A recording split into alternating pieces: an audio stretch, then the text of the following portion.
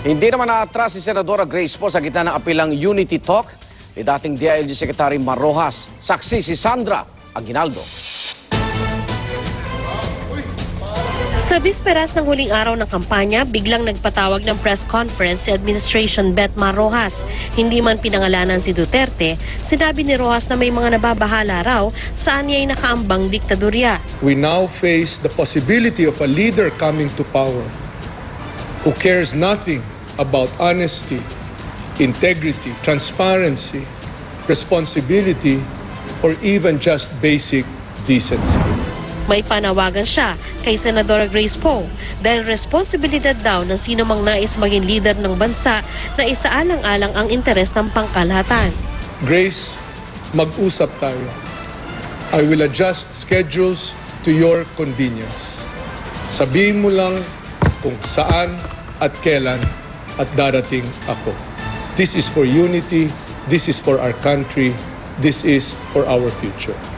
Pag-amin naman ni Pangulong Noynoy Aquino, nakausap na niya si Rojas tungkol sa pagsasama-sama ng mga magkakatunggali. Any two of them unites, produce a difference. Mar and Grace that unite, we get about more than 40%, keeps at 30%.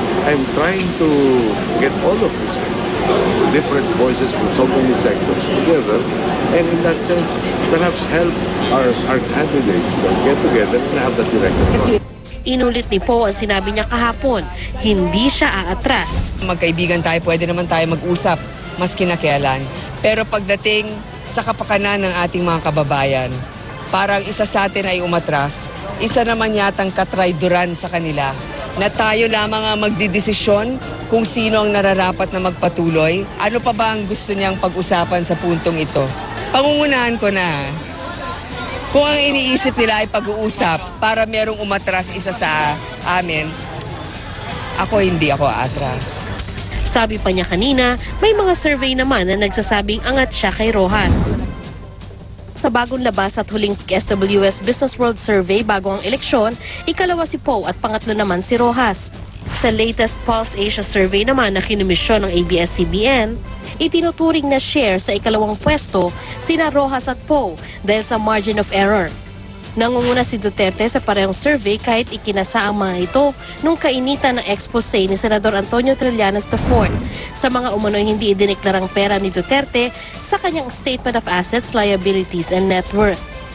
Balikan natin ang pinipiling presidential candidate sa mga survey. Sa March 30 to April 2 SWS survey na nag-number 1 si Duterte, kasunod na ikalawang presidential debate sa Cebu. Umakyat pa siya mula dyan matapos noon at naging steady na sa 33%.